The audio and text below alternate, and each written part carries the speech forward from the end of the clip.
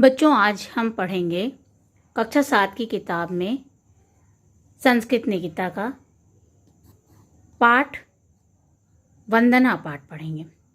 चलिए आइए पढ़ते हैं। परमेशा पितास्माकं जननी तु वसुंधरा वयं सर्वे तयो पुत्रा नमाम स्तौनता सदा। परमेशा अर्थात परमेश्वर, पितास्माकं अर्थात अस्माकं पिता, जननी तु वसुंधरा और माता पृथ्वी। इसका अर्थ देखिए, परमेश्वर हमारे पिता और धरती हमारी माता, हम सब उन दोनों, वयम सर्वे तयो, हम सब उन दोनों की संतान हैं।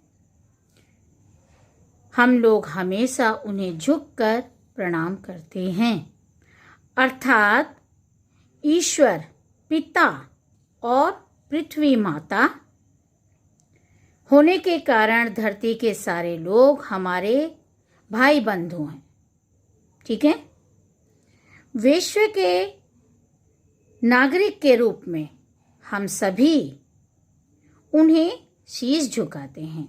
ठीक है। अब देखिए दूसरा श्लोक। असतो मां सद्गमय तमसो मां ज्योतिर्गमय मृत्युमृतम गमय। इसका अर्थ है असत से सत की ओर ले चलो। अर्थात हे ईश्वर, असत्य बुराइयों की से हमें आप अच्छाइयों की ओर प्रेरित करें। अज्ञान रूपी अंधकार से ज्ञान रूपी प्रकाश की ओर हमें प्रेरित करें तथा जीवन और मृत्यु के बंधन से मुक्त होकर हमें अमरता की ओर प्रेरित करें। आगे इसका अर्थ समझ में बच्चों। इसके बाद हम करेंगे इसी पाठ का अनुप्रयोगा। अनुप्रयोगा मतलब एक्सरसाइज करेंगे। ठीक है बच्चों, आइए चलिए आगे देखते हैं। अनुप्रयोगा मतलब एक्सरसाइज। अनुप्रयोगा अर्थात एक्सरसाइज। एक्सरसाइज की पहली लाइन देखिए। पहला प्रश्न है अधोलिखितानां प्रश्नानां उत्तराणि संस्कृते लिखत। अर्थात निम्नलिखित प्रश्नों के उत्तर संस्कृत में लिखिए। असतो का सद्गमय, इसका उत्तर है असतो मा सद्गमय। प्रश्न खा परमेशास्माकं का उत्तर खा परमेशास्माकं पितु अस्ति। प्रश्न गा वसुंधरा कहा, उत्तर वसुंधरा जननी अस्ति। घा प्रश्न घा वयं सर्वे कयो पुत्रा, उत्तर वयं सर्वे परमेश वसुंधरयो पुत्रास्तः। प्रश्नंग वयं कौ सदा नमामः, उत्तर वयं परमेशं वा वसुंधरा च सदा नमामः। इसके बाद प्रश्न नंबर दूसरा है निम्नलिखित शब्दों का संस्कृत वाक्यों में प्रयोग कीजिए। अधोलिखितानां पदानां संस्कृत वाक्येषु प्रयोगं कुरुत। अब देखिए इसमें हमें वाक्य प्रयोग करने हैं। परमेशा अस्माकं पिता अस्ति, पहला वाक्य। दूसरा असता, असतो सत्यम प्रति चलतु, दूसरा वाक्य। तीसरा वाक्य मां शब्द से बनेगा। असत्यम मां वद। जननी शब्द से वसुंधरा अस्माकं जननी अस्ति वाक्य बनाया। तदंतर इसके बाद देखिए सदा शब्द से सदा सत्यम वदेत, यह वाक्य बना। तमसा में तमसो प्रकाशम प्रति चलतु।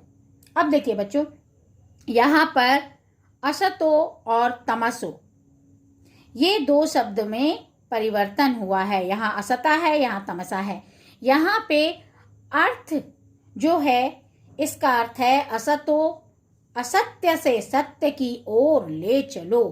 मतलब असत्य से, ये जो से शब्द जुड़ा है उसके लिए यहाँ पे ओ अन्वय जुड़ गया है। ठीक है, ओ अव्यय जोड़ करके असतो बना है। यहाँ पे तमसो में ओ अव्यय जोड़ करके तमसो बना है। चलिए आइए अब देखते हैं प्रश्न नंबर 3। परमेशा। संधि का कुछ नियम होता है। ये दिए हुए हैं, ये संधि शब्द हैं, और ये जो धन लगा करके लिखा गया, प्लस लगा करके लिखा गया है, ये विच्छेद है। विच्छेद का नियम है, दो अलग अलग शब्द में एक ही शब्द को दो अर्थपूर्ण शब्दों में अलग अलग कर दिया जाए, वो संधि कहलाता है। परम ईशा, परम धन ईशा, परमेशा। यदि हम यहाँ पर इजिकल टू का साइन करके इसके बाद परमेशा लिखते हैं, जोड़ देते हैं, तो वो संधि बन जाएगा। यहाँ पर चूंकि अलग अलग लिखा गया है, अलग किया गया है, विच्छेद किया गया है, इसका मतलब विच्छेद है। पिता अस्माकं, पिता धन अस्माकं, नमामस्तौ, नमामः तौ स्तौ। यहाँ पर नमामा में सा लुप्त हो गया है। क्यों सा का लोप हुआ है? क्योंकि ये विसर्ग संधि है। नरेंद्र, नर धन इंद्रः, महात्मा, महा धन आत्मा। इसके बाद हम पढ़ेंगे प्रश्न नंबर 4। प्रश्न नंबर 4 में देखिए, अधोलिखित पदानाम अर्थानि लिखत। अर्थानि मतलब होता है अर्थ लिखिए। हिंदी में अर्थ लिखना है हमें निम्न शब्दों के।